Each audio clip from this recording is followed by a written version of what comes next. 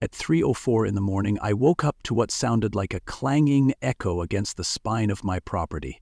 Metal being tortured into silence. I figured it was just a coyote knocking over the feed bin again, but when I stepped outside, coffee in one hand and curiosity in the other, I found something else entirely. My front gate, my own damn gate, had been welded shut. A fresh slab of metal spanned the opening, bolted down like it had been commissioned by the Pentagon, and flapping in the breeze like a middle finger made of laminate was a notice that read, "Violation, unauthorized structure, fines pending." Signed, of course, by the Pinterest Estates Homeowners Association. I stared at it for a good minute like it might apologize. It didn't. And let me tell you, when a man can't open his own gate without grabbing a blowtorch or a crowbar, it stops being about the gate. By the end of this story, their precious community guidelines became their worst nightmare. I never wanted to be the guy at war with an HOA. Leave a comment below to let us know where you are watching from, and if you like fascinating stories like this, don't forget to hit that subscribe button because tomorrow we have another incredible story, and there are many surprises waiting for you in the next parts. Now, I didn't inherit my stubborn streak from a TikTok influencer. I earned it the old-fashioned way: blueprints, boundary law, and 14-hour shifts, analyzing civil easements no one else could make sense of. I'm a civil engineer by trade, worked in Seattle for over a decade specializing in infrastructure legalities that make your average lawyer's eyes glaze over. So no, I'm not some backwoods recluse with a pickup and a pitchfork. I'm the worst possible person to try pulling a fast one on if you don't have your property lines ironclad. See, my grandfather left me this 35-acre ranch, and with it, a legacy. He also left me a good dose of patience and the kind of legal documentation that gets you past bluster and straight to court if need be. The HOA? They didn't know that yet. They thought I was hay and horses. I'm actually diagrams, deeds, and demolition-grade discipline when it comes to defending what's mine. I called the number on the notice. A woman answered, syrupy voice dripping with artificial civility. "Pinterest Estates Management, how may I direct your call?" "Yeah, this is Baron Drake. I'm looking at a welded gate on my property, and I'd like to speak to whoever just committed felony stupidity." After a transfer long enough to make me forget who I was mad at, another voice came on, polished, sharp, and smug enough to bend stainless steel. "This is Kesha Vance, president of the Pinterest HOA. I understand there's been some confusion." I interrupted. "My property isn't in your HOA. It never was. You've committed trespass and vandalism." She gave a little laugh, one of those tight, lip-glossed chuckles that sounds like it's hiding behind expensive litigation. "Mr. Drake, the county approved a rezoning last month that incorporated outlying properties like yours into our jurisdiction. Your gate and fencing violate 6 standards. We're simply enforcing what's already been passed." I didn't respond right away. Part of me was stunned, the other part amused. "You'll need to send me that rezoning documentation," I said finally. "In the meantime, I suggest your landscapers bring a blowtorch, 'cause this gate's coming down." And come down it did. It took me 57 minutes, 2 blades, and a gallon of muttered curse words, but I cut through that plate with bolt cutters meant for far bigger sins than HOA arrogance. By the time I unlatched the final lock, I was sweating through my shirt, and parked about 50 feet up the road was a white SUV with tinted windows, just close enough for someone to watch and take notes. I waved.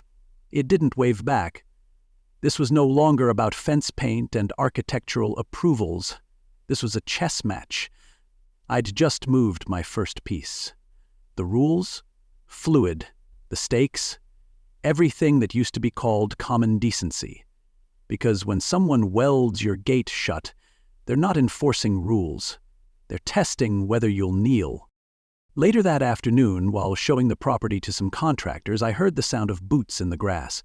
A woman in her 60s, silver hair pulled into a no-nonsense bun, crossed the field like she owned it. "You must be Carl's grandson," she said, extending a hand. "I'm Lonnie Wells. Your grandpa and I were friends. And I've been keeping an eye on Kesha's HOA circus for a while." She had the look of someone who'd never lost a fight she intended to win. Turns out Lonnie was a paralegal for 40 years, sharp as a tack and twice as durable. She'd been attending HOA meetings, recording what she could, and building a quiet archive of every shady tactic Kesha had pulled since she became president. "They've been eyeing your land for expansion," she explained. "Talks about a second entrance. Your hill's the highest point in the valley, and it has springs. Kesha wants it for Phase 3 development. Your grandfather told them no. You're the next roadblock." That's when I realized this wasn't some neighborly misunderstanding. This was a campaign. And I was officially on the front line. That night, I didn't sleep. Not because of nerves, but because I was too busy rewinding and replaying the footage from Grandpa's security system. Turns out the old man didn't just love fences, he loved documentation. Every corner of the ranch had a camera, and at 3:01 a.m. sharp, 3 shadows crept into frame. Night vision made them look like ghostly intruders. But one of those phantoms had a walk I recognized. It was the Lavender Warlord herself, Kesha Vance. She wasn't just overseeing the vandalism, she was directing it, like a bad community theater version of Ocean's HOA. She pointed, paced, and whispered instructions while 2 others, faces masked but movements clumsy, hauled welding equipment and sealed my gate shut like it was the vault to Fort Knox. And here's the part they didn't count on. I record shadows. While they were out there making midnight moves, thinking the darkness hid their trespass, I had every blink, every weld, every whispered word captured and saved in high resolution. I called my cousin Jonathan the next morning. He's a county land assessor who's allergic to drama and most forms of paperwork unless it involves a coffee reward. "Rezoning petition?" I asked. "You mean the one Kester claims brought me into HOA La La Land?" He sounded half asleep. "Not a chance. I'd have signed off on something like that. Let me check the filings." 10 minutes later, he called back, more awake and more irritated. "Baron, there's nothing. No petition, no rezoning, not even a whisper of it in the minutes from the last 6 months. They're bluffing. And badly." I could hear him scrolling. "Wait. Did she send you a document?" "Yeah, got it right here in my inbox." "Send it to me," he said.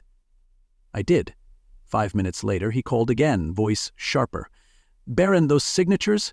They don't match any current county commissioners. Someone forged this." Poorly. And just like that, it was no longer about HOA overreach. It was fraud, layered with the greasy fingerprints of desperation. I needed to breathe, so I took a walk around the property.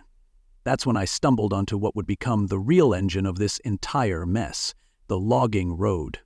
It sliced across the back edge of my ranch, unmarked, mostly forgotten, except for the tire tracks. Fresh ones, repeated ones, wide enough to match landscaping trucks. I knelt and traced the tread in the dirt, my engineer brain kicking into overdrive. The HOA wasn't just stepping on my toes, they were hauling pallets of stone across my back porch like they owned the place. My grandfather had mentioned the road once, in passing, years ago, something about letting the power company through during repairs. But these tracks weren't utility access. These were delivery routes. These were routines. And they weren't just driving trucks. They were driving assumption. Every wheel print said, "We've been here before and no one stopped us." My response? Not anymore. I rushed back to the ranch house and tore through Grandpa's office. I knew he was meticulous, an old-school farmer, mixed with forensic librarian. And sure enough, in a locked cabinet, I found a set of manila folders with labels that made my heart pound. Pinarist encroachment, development agreements, and one ominously titled Nuclear Option. Inside were survey maps, signatures, scanned letters, and a notarized development agreement from 20 years ago that specifically excluded our family's land from future HOA incorporation. There it was, in writing, in ink, with the kind of legal weight you could hammer a foundation with. Grandpa had seen this coming. He'd dealt with the early developers and drawn a bright red line. No annexation, no access, no nonsense. And in the folder labeled encroachment, photos, dozens of them, trucks using the back road, Notes in Grandpa's handwriting. Spoke with board. Denied easement again. Trespassing continued. Will escalate if necessary. He'd documented it all, and now that paper trail was mine to run with. They thought I was just a guy with a gate. I was holding a legal warhead written in county ink. And as if fate wanted to put a bow on it, I found something else buried in that same cabinet, a sealed envelope addressed simply to Baron. When the fence finally breaks. Inside was a bank statement and a letter. My grandfather, God bless his foresight, had left me not just land, but leverage. $1,200,000, 0 cents, quietly tucked away dividends from a timber sale and some rural investments he'd made decades ago. If you're reading this, the note said, it means they finally pushed too far. Don't sell the land. Fight for it. And remember, money can build fences or buy bulldozers. Choose wisely. I leaned back in the chair, the weight of that moment sinking in like fresh concrete. This wasn't just a dispute over a gate. This was war disguised as neighborhood beautification, and I had just been handed the funding, the evidence, and the moral high ground to fight it on my terms. The road was no longer just a strip of gravel, it was a chessboard. The HOA had moved their queen. I was about to flip the whole damn board. Land, legacy, leverage, locked, and the morning before the big landscaping delivery felt like the quiet moment right before a thunderstorm, except I wasn't praying for peace. I was laying traps. Lonnie had tipped me off. $75,000, 0 cents worth of trees, stone, and high-end garden fluff was scheduled to arrive for Pinerest's latest beautification project. And they were planning, once again, to use the illegal back road across my property. That dusty little logging road, quiet for decades, was suddenly about to carry more traffic than a Black Friday parking lot. But this time, they weren't rolling over a weak old man or a distracted neighbor. They were rolling into the jaws of someone who now owned the teeth. That night, I stayed up with a pot of coffee and the kind of grin you only get when you're 2 moves ahead in a legal chess match. If they wanted a delivery, they were going to pay a toll, and not just in cash, but in reputation. By sunrise, I'd sealed the deal on the old logging road parcel. Western Timber Holdings, bless their defunct little corporate heart, was eager to unload the 5-acre stretch that housed the road. The moment my wire transfer cleared, they emailed over the purchase confirmation. The moment after that, I ordered a celebratory biscuit and gravy from the diner downtown and made a call to Gabrielle, my property law specialist, to update the cease and desist notice. Let me put it this way, owning the road they needed was like buying up every oxygen tank at a garden party where they planned to light the grill. They could have chosen another entrance years ago. They didn't. They trespassed with arrogance, assumed silence meant surrender, and now the path they treated like a back-alley shortcut was officially mine, legally recorded and ready for monetization. I wasn't just defending land anymore. I was running a business, one powered by pettiness, precision, and perfectly lawful spite. Before noon, I'd erected a gate. Nothing too fancy, just a strong steel barrier with a padlock. But the fun wasn't the metal. It was the sign. I installed a laminated notice with bold block letters, private property, access by permit only. $750, 0 cents per vehicle. And below that, a QR code linked to a payment portal I'd created overnight. Credit, debit, PayPal.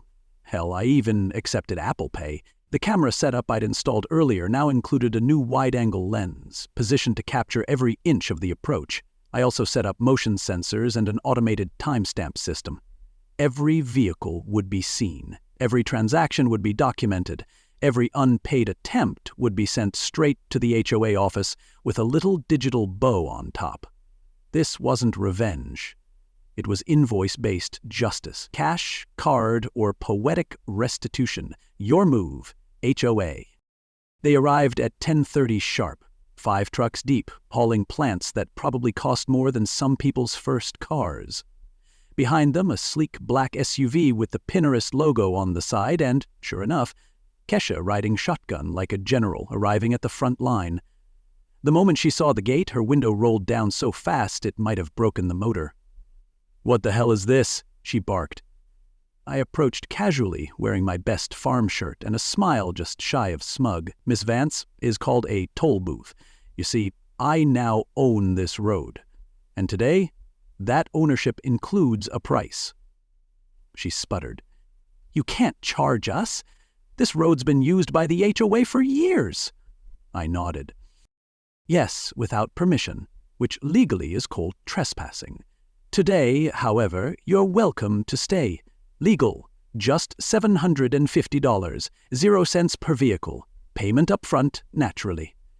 Behind her, the drivers were starting to mutter. One leaned out his window. "Ma'am, what do you want us to do here? We've got a tight delivery schedule." Kesha snapped at me again, demanding I move the gate immediately. I just shrugged. "Tell you what, we can involve the sheriff. He'll love this." She laughed, but it didn't last. 15 minutes later, Deputy Collins pulled up, reviewed the documents, and turned to Kesha with the tired expression of a man who was about to ruin someone's Tuesday. "Ma'am, he owns the road. If you use it without permission, it's trespassing." The silence that followed could have grown corn. I turned back to her and said, "You welded me out. I invoiced you in." To her credit, or perhaps out of desperation, Kesha did pay. She called someone on the HOA board, threw around a few hissy phrases about precedent and obstruction, then reluctantly handed over her community credit card. I processed 5 payments, 1 per truck, totaling $3,750, 0 cents, and raised the gate like I was blessing a medieval procession. But the real fun came 20 minutes later, when a second wave of trucks showed up. They'd apparently been delayed, but were part of the same delivery. And since they'd already entered the road without prior payment, I simply sent a follow-up invoice. 6 trucks total. That made $4,500, 0 cents for that morning's adventure, plus the original wave. By the time the landscaping was unloaded, I'd collected $8,250, 0 cents, and sent an invoice for an additional $6,250, 0 cents, in post-use fines. When I dropped off the physical invoice at the HOA office, printed on thick ivory cardstocks with gold lettering, I left a sticky note on the back. "Next time, try knocking, or paying up front." It didn't take long for the legend to spread. By the end of the week, someone had printed T-shirts that said "The Drake Solution, pay the toll or hit the ditch," with a cartoon of me holding a gate remote and sipping lemonade. I didn't authorize it, but I bought a dozen anyway. The local hardware store gave me a discount the next time I came in. One neighbor brought me a 6-pack. Another asked if I offered HOA defense consultation. And the drivers? They came back, smiling, saying it was the smoothest job site they'd ever run. No HOA micromanaging, no sudden fines, no clipboard dictators demanding aesthetic compliance. Just clear rules, legal signage, and one man making sure the people in power didn't get too comfortable. I wasn't trying to be a hero. I was just trying to make sure the same people who welded me out understood that gates swing both ways, and some come with price tags. After that glorious gate showdown, I knew Kesha wasn't going to quit. People like her don't lose and walk away. They regroup, rebrand, and retaliate with a vengeance disguised as neighborhood policy. So I made the next move mine. The toll booth got a full upgrade: solar panels, battery backup, a reinforced barrier gate that could stop a Humvee, and a payment terminal smart enough to email receipts with GPS coordinates and timestamps. I threw in an intercom, motion-activated HD cameras, and a loudspeaker that politely informed users of the access fee for non-residents. Humor me, but I even programmed the voice to sound like Morgan Freeman, because if you're going to charge $750, 0 cents a truck, it might as well come with gravitas. Kesha called me unstable in one of her HOA newsletters, so I called Amazon and got floodlights. If petty was an art form, I was approaching gallery status. It didn't take long for the retaliation attempt. 3 nights after the new setup went live, my phone pinged at 2:14 a.m., motion detected. I tapped into the live feed, and there they were. Figures creeping toward the toll booth with bolt cutters and all the subtlety of a raccoon in a trash can. I watched in real time as they hunched, whispered, and started cutting. That's when the system did its thing. The camera's IR beam lit up like a stadium flare. The speaker blared, "Warning! You are trespassing on private property. Law enforcement has been notified." They jumped like the lights were FBI helicopters. One dropped their tool, another tripped over the concrete base. And every frame was recorded in 4K glory. Faces, plates, and even a very legible HOA logo on the back of a custom windbreaker. I sent the footage to Deputy Collins with a subject line that read, "They brought bolt cutters. I brought receipts." His response, "I'll be by tomorrow. Bring coffee." That's when Russell stepped in, retired federal judge, part-time porch philosopher, full-time enemy of corruption. He'd been watching all this unfold with increasing interest and a bucket of popcorn. After reviewing the footage, he said, "Baron, this isn't just trespassing, it's systemic abuse. These people aren't just petty, they're sloppy, arrogant, and deeply stupid." Then he leaned in and asked, "Want to shake the tree a little harder?" The next day, he filed an ethics complaint against Commissioner Green, citing conflict of interest and suspicious rezoning attempts. And just to make sure the neighborhood got the memo, we installed a 30-foot electronic billboard on my property, angled perfectly toward Pinerest's pool and clubhouse. It cycled through every documented instance of misuse, fake fines, trespassing violations, forged documents, and HOA funds redirected to Kesha's sister's landscaping company. At the top, in giant letters, you could see it from half a mile away. HOA board meetings suddenly got a lot more tense. Psychological warfare wasn't in my original toolbox, but once I realized how fragile their composure was, it became strangely satisfying. First came the motion-activated sprinklers, installed right at the property line. Every time someone from Pinerest tried to casually wander near the road, they got soaked. Then the floodlights, soft, warm, and aimed straight at their favorite midnight gossip bench. Oh, and the weather station. It wasn't really for weather. It just happened to make an obnoxiously loud beeping noise every time wind speeds shifted. A strange coincidence, since it was positioned to catch even the gentlest breeze from their quietest cul-de-sac. They called the sheriff. Again. He came, checked the zoning, shrugged, and told them it's his land, he can monitor wind if he wants to. The rhetoric I'd been living by evolved. They waged war in bylaws. I fired back with lawn equipment. That was about when the Truth Committee formed. It wasn't my idea. It was Lonnie's. She'd been documenting everything, attending every HOA meeting, recording what she could without needing a wire. She printed out Russell's complaint, paired it with my invoices, and dropped them off on front porches all over Pinerest. A few brave souls showed up at my porch with lemonade, folding chairs, and questions that turned into weekly gatherings. Soon, someone built a website, www.thedrakefiles.com, timeline, documents, meeting recordings, even a running total of unpaid toll fees. Visitors started coming not to complain, but to volunteer. "How can we help?" they asked. "What else can we uncover?" The tide was turning. Kesha still controlled the board, but her grip was slipping. Every sprinkler spray, every spotlight, every billboard slide chipped away at the illusion. And behind it all, one simple fact stood tall.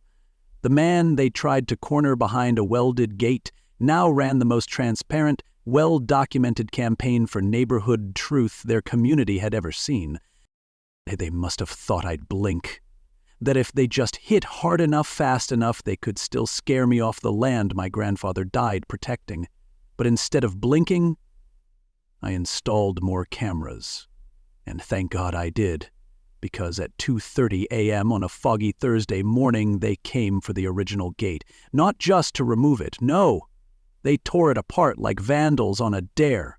The footage showed 4 figures, power tools in hand, ripping metal from the posts, cutting through the fencing, and then, just to leave their signature, spray painting the words, "Happy Now," across my driveway in orange. And right in the middle of it, illuminated by floodlights and captured in high-def video and crisp audio, was none other than Kesha Vance herself, directing the operation like a high school drama teacher trying to get Macbeth right in a parking lot. Her voice was clear as day. "Let's see how he likes having no gate at all." I didn't have to say a word. The footage said it all. The next morning, I marched into the sheriff's office and played the video for Deputy Collins. His jaw clenched by the 30-second mark. By the end, he leaned back, rubbing his temples like the weight of HOA hell had finally landed on his shoulders. "Mr. Drake," he said, "you understand this involves prominent members of the community." I stared at him, not blinking. "Are you suggesting some people get a different set of laws?" Looked away. That's when I dropped the real hammer. I'd already sent the footage to 3 local news stations, 2 HOA watchdog groups, and a state attorney who owed Russell a favor. "If you don't act today," I said, "you'll be watching this go viral from your desk while the state police explain your inaction on camera." Within 4 hours, the state police had taken over the case, and within 6, the sheriff's office looked like a press conference staging area. By that evening, news vans lined the street in front of Kesha's house. She emerged looking exactly like someone whose kingdom was crumbling. Robe askew, hair undone, eyes darting like a cornered raccoon. Cameras rolled as state police, not locals, handcuffed her on the porch and led her to the cruiser. Brenda wasn't far behind. Neither was Kesha's brother-in-law, the one who ran the landscaping company, soaking up HOA contracts like a sponge in a money bucket. The real kicker? The search warrants revealed the entire scheme. Developer deals that predated my grandfather's death. Shell companies with no employees but plenty of income. Emails about forging county documents, and a particularly damning set of texts titled Phase 3 Leverage Plan that directly referenced my land as the final obstacle. Kesha wasn't just playing petty queen, she was embezzling through a smile and a handshake. And now, the community she'd manipulated got to watch her be escorted out of it in real time. I watched it all from my porch, toll booth in the background, coffee in hand. The emergency HOA meeting a week later was something out of a courtroom drama, minus the gavel dignity. Residents filled every seat in the clubhouse. Lonnie stood at the front beside Russell and me, clutching a thick binder that had become our collective sword. Kesha's seat at the center of the board table sat empty, though a scuffed nameplate still clung to its spot like a bad memory. "Let's be clear," Russell began, voice calm but commanding. "What we're about to present isn't personal. It's factual. Over the next hour, we laid it all out. The invoices, the contracts, the emails, the violations." Lonnie revealed a timeline of fake permit applications. I played audio clips from board meetings where Kesha called me an engineering hick with a mortgage and no muscle. Russell read from the county's financial audit showing over $300,000, 0 cents in missing or misallocated funds. One resident gasped audibly when the billboard slides reappeared on the screen, and when we reached the water quality lie, when Russell held up the report Kesha had fabricated to justify emergency access, silence fell. Then someone stood and muttered what everyone else was thinking. "She built a kingdom on dues and deception. You gave it back to the neighbors." The vote came next. Motion for removal of the board. Seconded. All in favor? Hands went up so fast it felt like a concert wave. Motion passed. Russell was named interim president on the spot. Brenda's replacement was voted in minutes later. Her next-door neighbor, who confessed she'd been fined $200, 0 cents for planting non-compliant marigolds. One woman in the back wore a homemade T-shirt that said, "The HOA made me do it. Barron made it right." They passed around cookies. Someone played Take This Job and Shove It on their phone, and when I stood up to thank everyone, someone shouted from the crowd, "Invoice him again, Barron." We laughed. But it wasn't just humor, it was release. Years of silence cracking open like an old door finally kicked off its hinges. The next day, the toll booth stood prouder than ever. The cameras still rolled, but something had changed. A line of residents came by, not to argue, but to thank me. A retired teacher, a widower, a young couple who hadn't dared build their fence because of Brenda's threats. They all came by with lemonade, stories and questions, not about me, but about how to make the community work again. I gave them the same answer every time. The laws don't change depending on who's president, but the people, they can change everything. And they had. We weren't just neighbors now. We were witnesses, survivors, and, thanks to one welded gate, reformers in matching t-shirts. The Drake solution wasn't about tolls. It was about truth, and it was just getting started. The morning after Kesha's removal, I walked out to find 6 folding chairs, a cooler of iced tea, and 17 neighbors standing by my destroyed gate, ready to help rebuild it. Nobody asked, nobody needed to. They just showed up with shovels, drills, fence posts, and the kind of energy that only comes when a community decides to heal. One older gentleman brought donuts and said, "Your grandfather helped me fix my irrigation system back in '08. Never asked for a thing. Told me, that's just what neighbors do." Another woman recalled how Grandpa used to leave extra wood at the edge of the road for anyone who needed it during winter storms. And called it the honesty pile, she said. As we dug out twisted metal and replaced hinges, the stories came freely. It wasn't just the gate that was being fixed. It was the air between us, the quiet hostility that had once settled like morning fog. By mid-afternoon, we had a new structure standing. Not quite as tall, not quite as rigid, but better, more honest. It didn't need to be perfect. It just needed to open and close and remind us what was possible when people showed up not with demands but with purpose. A few days later, I stood in front of the newly installed toll system and made an announcement.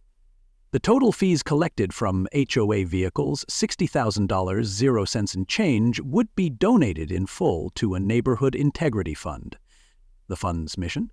To reimburse residents who had been fined under false pretenses, help families still recovering from Kesha's absurd compliance campaigns, and support future transparency initiatives. Gabrielle helped me draft the documents that turned the fund into a real legal entity. Lonnie agreed to serve as chair, Russell provided oversight, and I just handed over the check. We also finalized the emergency access agreement, a formal, signed document granting the HOA limited, regulated access to the road in case of real emergencies. It had clear terms, renewal conditions, and was filed with the county. There would be no more gray areas, no more assumptions. Law and neighborliness could coexist. The difference now was that both had to be earned, not faked. We didn't erase the past. We documented it, filed it, and built the future on top of its lessons. The public apology came 1 week after the sentencing. Part of Kesha's plea deal included a mandatory written and verbal admission of wrongdoing, to be delivered in the same clubhouse where she once ruled like a queen. She walked in with her shoulders slightly hunched and a stack of prepared statements. Her hair was tied back, no makeup, no curated smugness. She looked human. "I abused the trust placed in me by this community," she read. "I used my position for personal gain and allowed my actions to create division, resentment, and harm." She mentioned me by name. She mentioned my grandfather. She even mentioned the gate. "I specifically acknowledge the destruction of property belonging to Carlton and Baron Drake, and I accept full responsibility." The room was silent, not out of hatred, but exhaustion. This wasn't vindication. This was paperwork being signed at the end of a very long war. Afterward, I stepped forward and said, "She built fences for power. I opened gates for peace." I didn't say it to her. I said it to everyone who had lived under her rules and finally stepped into sunlight. That fall, I used the remainder of my inheritance to purchase an additional 20 acres adjacent to the ranch. It was land that had been zoned and prepped for high-density development, the next battleground in what would have been Phase 3 of Pinerist's expansion. Instead, I placed it under a conservation easement, permanently protected green space. No construction, no roads, just trails, native trees, and wildflowers for anyone to walk and breathe. It wasn't just a flex, it was a promise. No matter what happened with HOAs, developers, or county politics, that land would remain untouched. Grandpa's dream wasn't just preserved, it was expanded. Kesha had tried to build a kingdom on control. I built a sanctuary on memory. When the papers were filed, I brought a bottle of my grandfather's favorite bourbon to the edge of the hill and poured a shot into the soil. "They'll never pave this," I said. Not on my watch. The wind rustled through the trees, like it approved. Exactly 1 year after the gate incident, we hosted a community BBQ. No agendas, no meetings, just food, music, and people finally breathing like neighbors again. Someone brought ribs, someone else brought cornbread that might have brought a grown man to tears. We set up tables near the new gate, which now stood open from sunrise to sunset. No tolls, no barriers, just a reminder of how far we'd come. Kids played where patrols once roamed. Dogs barked happily at the edge of the trail where signs used to threaten fines. Russell gave a short toast to good neighbors and necessary fences. We all laughed. Even Lonnie cracked a smile. As the sun dropped behind the hills, casting a warm glow across the grass and gravel, I found myself standing next to the gate beside Lonnie. "He'd be proud, you know," she said softly. "Not just because you fought back, but because you helped them rebuild something better." I nodded, not trusting myself to speak. "The toll booth?" "I kept it, right in the front yard. Repainted it, filled it with soil, and planted wildflowers. It's the best damn flower planter in 3 counties. Sometimes the best revenge is a flower planter. And a good neighbor handshake." Leave a comment below to let us know where you are watching from. And if you like fascinating stories like this, don't forget to hit that subscribe button, because tomorrow we have another incredible story, and there are many surprises waiting for you in the next parts.